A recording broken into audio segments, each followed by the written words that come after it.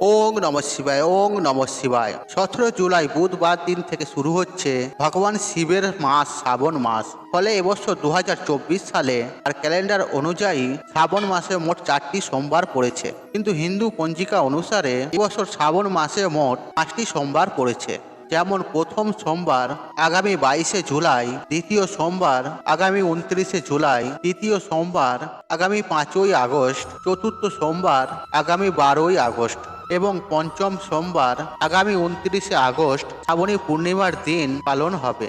আর শাস্ত্র বলছে এই মাসে আমাদের সামান্য কিছু কার্যে ভগবান শিবের কৃপায় জীবন ধন্য হয়ে যায়, আর যে সমস্যায় আমরা বহুদিন ধরে আটকে রয়েছি তা মহাদেবের কৃপায় সহজেই পার হয়ে যায়। কারণ বাবা যে ভোলানাথ, ভক্তের সামান্য একটি ভক্তিতে আর তিনি 2 হাত ভরে ভক্তদের কৃপা সৌভাগ্যে ভরিয়ে দেন তিনি।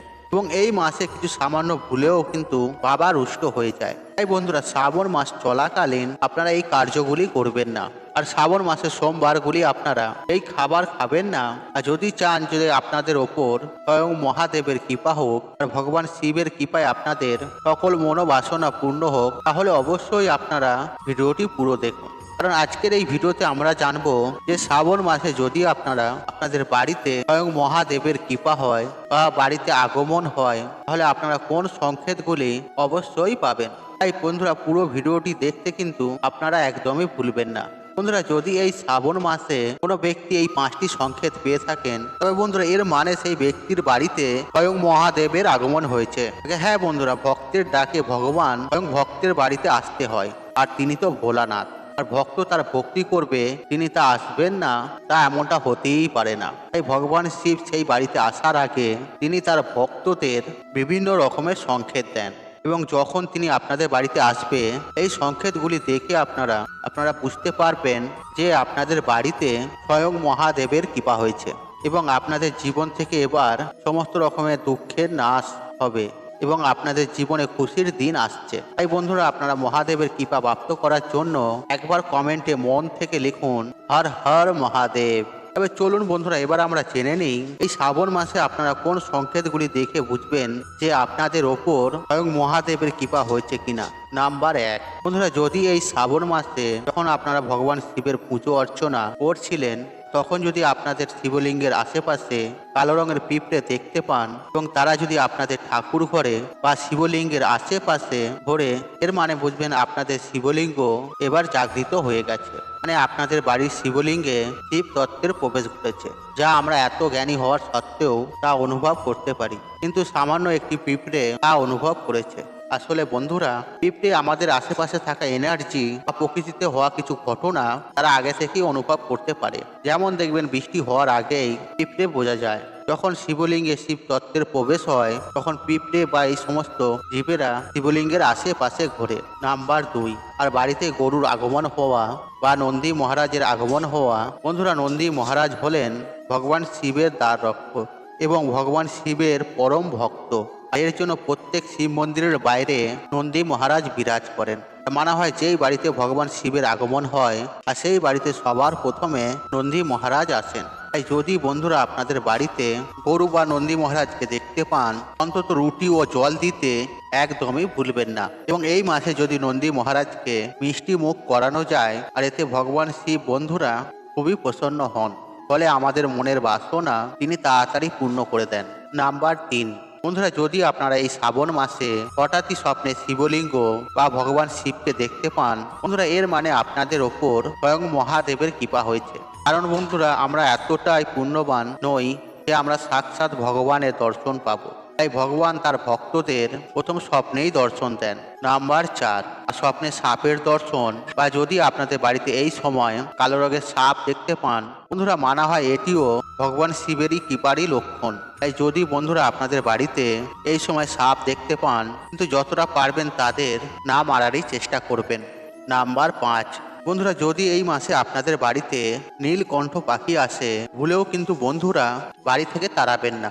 কারণ বন্ধুরা, শাস্ত্রের অনুসার নীলকণ্ঠ ভগবান শিবের খুবই প্রিয়।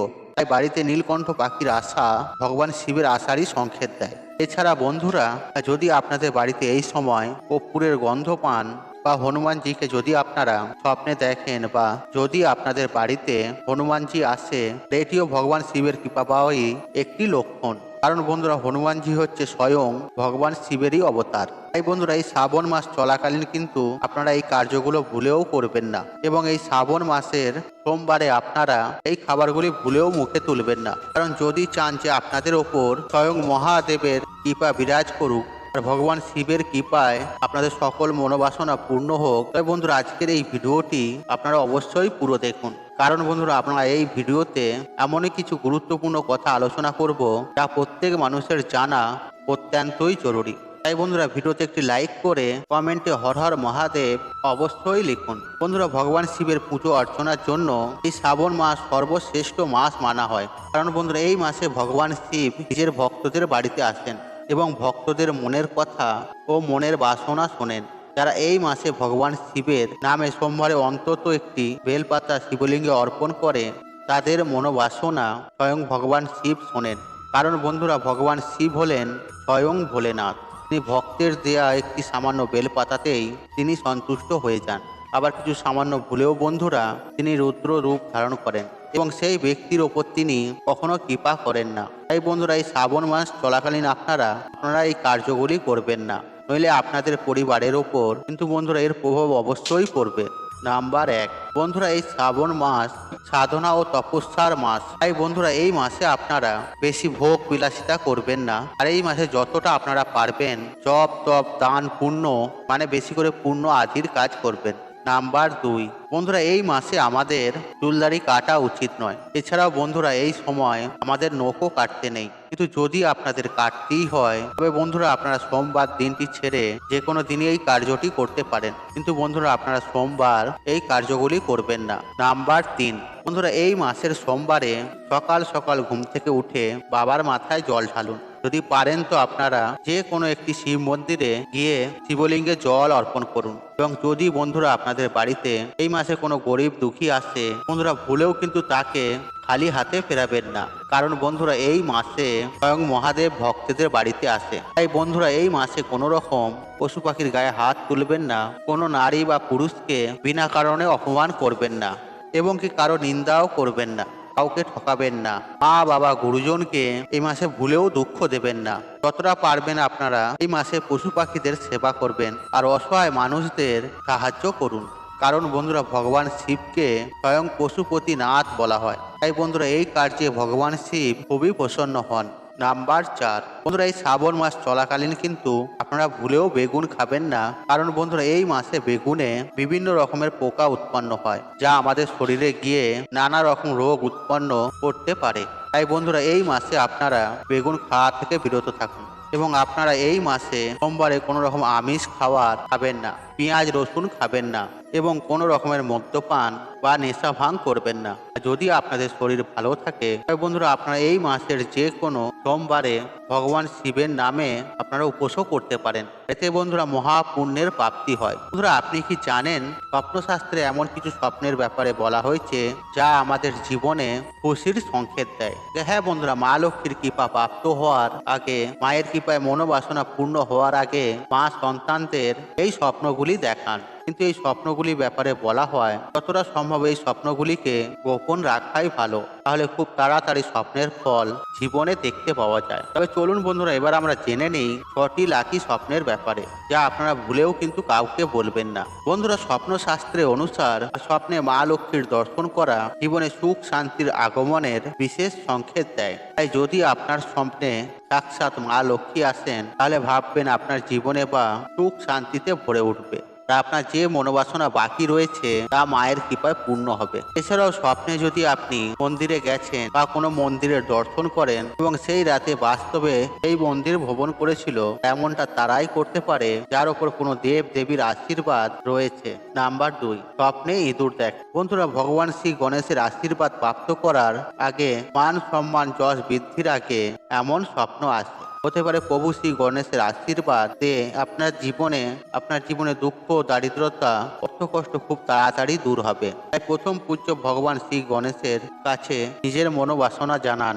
নাম্বার 3, কোনো খালি পাত্রের দর্শন করা। বন্ধুরা, স্বপ্ন শাস্ত্রে অনুসার যদি আপনি স্বপ্নে কোনো খালি পাত্র দেখেন আর এটি জীবনে খুশির আগমনের সংকেত দেয়। এছাড়াও এই খালি পাত্র ভবিষ্যতে ধন সম্পত্তির প্রাপ্তির সংকেত দেয়। আর যদি আপনার মনে খালি বাসনা রয়েছে যা এখনো পূর্ণ হয়নি, তা পূর্ণ হওয়ারও প্রতি সংকেত দেয়। নাম্বার 4, স্বপ্নে কচ্ছপ দেখা। বন্ধুরা, স্বপ্ন শাস্ত্রে অনুসার আর স্বপ্নে কচ্ছপ দেখা খুবই ভালো সংকেত মানা হয়। বন্ধুরা, সমুদ্র মন্থনের সময় ভগবান বিষ্ণু কচ্ছপ রূপ ধারণ করে পর্বতকে নিজের উপর ধারণ করেছিল। আর যদি আপনার স্বপ্নে কচ্ছপ আসে তাহলে ভগবান আপনার জীবনে সংকেত দিচ্ছে যে আপনার দুঃখ কষ্ট তাড়াতাড়ি দূর হবে এবং খুশির দিন খুব কাছে রয়েছে আপনার জন্য। নাম্বার 5, আর স্বপ্নে ঝাঁটা দেখা।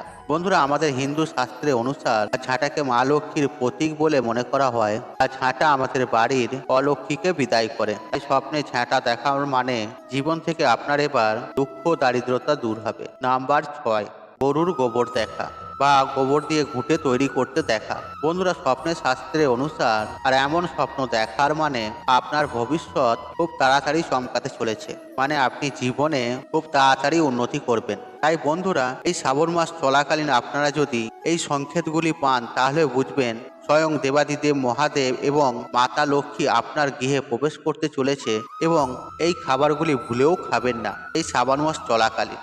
বন্ধুরা, আশা করছি এই ভিডিওটি আপনাদের ভালো লেগেছে। তাহলে ভিডিওতে একটি লাইক করুন, একটি কমেন্ট করুন, একটি শেয়ার করুন এবং বন্ধু বান্ধব আত্মীয়জনদের সাথে শেয়ার অবশ্যই করুন।